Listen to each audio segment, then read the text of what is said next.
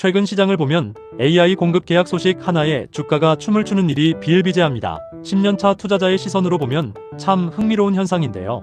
불과 얼마 전까지만 해도 134만 원은 너무 비싸다면서 쳐다보지도 않던 사람들이 AI 수주 랠리가 시작되자마자 뒤늦게 포모에 휩싸여 추격 매수에 나서는 모습을 매일같이 보게 됩니다. 하지만 우리가 정말 주목해야 할 것은 눈앞의 화려한 장밋빛 전망이 아니라 그 뒤에 철저하게 가려진 진짜 숫자의 비밀과 거대 자본의 움직임입니다. 오늘 영상에서는 삼성전기 주가를 둘러싼 증권가의 170만 원 간다는 낙관론을 정면으로 반박해보려고 합니다. 특히 지난 5월 22일 기관 매도 세력이 보여준 의심스러운 움직임과 그 안에 숨겨진 오버행 리스크, 그리고 단기 과열 징후까지 아주 냉정하게 팩트체크를 해보겠습니다. 단순히 주가가 오른다는 리포트 내용만 믿고 섣부르게 진입했다가 고점에 물리게 되면 우리 3040 직장인들의 소중한 투자, 원금과 가계자산에 치명적인 손해가 올 수밖에 없는 거죠. 그렇기 때문에 지금 시점에서는 시장의 무조건적인 찬티 의견에 동조하기보다는 리스크를 먼저 칼같이 들여다보는 지혜가 필요합니다. 본격적으로 심층 분석을 해보겠습니다. 지금 증권가와 대중매체에서는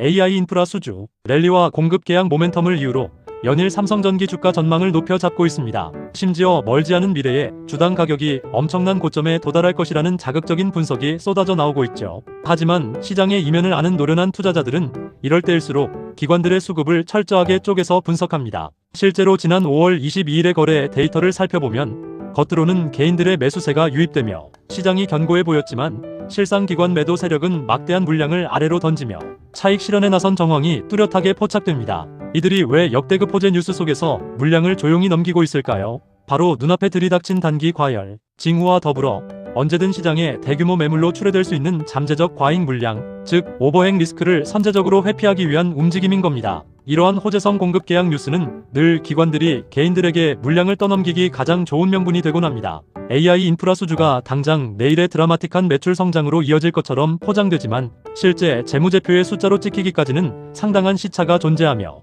그 과정에서 발생하는 설비 투자 비용 또한 만만치 않다는 점을 간과해서는 안 됩니다. 여기에 더해 3040 실전 투자자라면 단순히 주가 등락만 볼 게 아니라 실제 내가 이 주식을 보유했을 때 얻을 수 있는 현금 흐름도 현실적으로 계산해봐야 합니다. 많은 분들이 지식인이나 투자 커뮤니티에서 삼성전기 배당금 언제 나오나요? 라는 질문을 정말 많이 하십니다. 그만큼 직장인들에게는 매달 들어오는 월급 외에 가계의 실질적인 보탬이 되는 배당 소득이 절실하다는 뜻이겠죠. 만약 내가 삼성전기 주식을 10주 보유하고 있다면 여기서 나오는 세후 배당금으로 한 달치 주유비나 외식비 혹은 소소한 배달 치킨 값이라도 충당할 수 있을지 궁금해하시는 분들이 많습니다. 퍼센트라는 추상적인 수익률 수치로 접근하면 가슴에 와닿지 않지만 이를 우리가 매달 지출하는 고정생활 비용으로 환산해보면 이 주식이 제공하는 실제 자산, 가치와 배당 매력도가 얼마나 되는지 명확하게 체감할 수 있는 거죠. 결론부터 말씀드리면 현재 배당 성향과 주가 수준을 고려했을 때 단 10주의 보유만으로는 한 달치 외식비를 온전히 감당하기에는 현실적인 한계가 있습니다.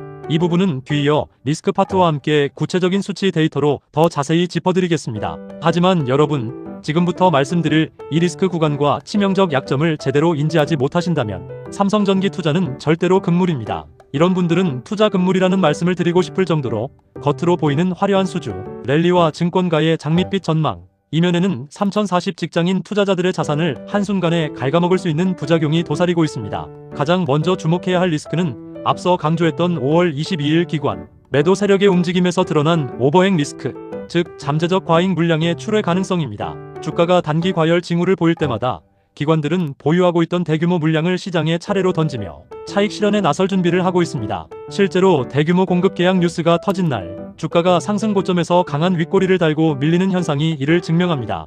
호재를 보고 뒤늦게 뛰어든 개인 투자자들이 고스란히 그 물량을 받아내며 고점에 물리는 시나리오가 반복되고 있는 거죠. 당장 눈앞의 거래량만 보고 대세 상승이라 착각했다가는 소중한 투자 원금에 큰 손해를 입을 수밖에 없습니다. 두 번째 치명적 약점은 바로 차세대 기술 낙인 경쟁에서 오는 변동성과 불확실성입니다. 지금 당장은 AI 인프라 수주 랠리로 인해 관련 부품 수요가 폭발하는 것처럼 보이지만 이 인프라 투자 사이클이 종료된 이후가 진짜 문제입니다. 글로벌 빅테크 기업들이 차세대 기술 표준을 어떻게 정립하느냐에 따라 삼성전기가 공급하는 부품의 지위가 순식간에 대체될 수 있습니다. 기술 전환기에 확실한 독점력을 확보하지 못한다면 막대한 설비 투자를 집행하고도 정작 수익성은 악화되는 최악의 상황을 맞이할 수 있는 거죠. 그리고 우리 3040세대가 가장 두려워해야 할 두 번째 공포는 다름 아닌 노후, 준비 전선에서 세금 방어선이 무너지는 것입니다. 많은 직장인분들이 주식 투자를 할 때 주가 등락만 신경 쓰고 세금 문제를 간과하곤 합니다. 삼성전기 배당금 지급일을 기다리며 열심히 주식을 모아가는 것까지는 좋은데 만약 내 금융소득이 늘어나 금융소득 종합과세 기준을 넘어서게 되면 어떻게 될까요? 힘들게 번 배당소득의 상당 부분을 종합소득세 배당소득 과세로 토해내야 하는 상황이 발생합니다. 결국 철저한 세금 방어 전략 없이 무작정 자산을 늘리기만 하는 것은 구멍 난 항아리에 물을 붓는 것과 다름없습니다. 은퇴 후 노후 자산 고갈을 막기 위해서는 금융소득, 종합과세를 피할 수 있는 절세계좌 활용이나 명확한 명예 분산, 자산 배분 전략이 반드시 선행되어야 합니다. 그래야만 진정한 노후 준비가 완성되는 것입니다. 결론을 말씀드리겠습니다. 삼성전기는 분명 뛰어난 기술력을 가진 기업이고 AI 시대의 수혜주인 것은 맞습니다. 하지만 지금처럼 단기 과열 징후가 뚜렷하고 기관들의 차익 실현 매물이 쏟아지는 시점에서는 철저하게 보수적인 관점으로 접근해야 합니다. 134만원은 비싸다며 냉정하게 시장을 바라보던 고수들의 시선을 기억하십시오.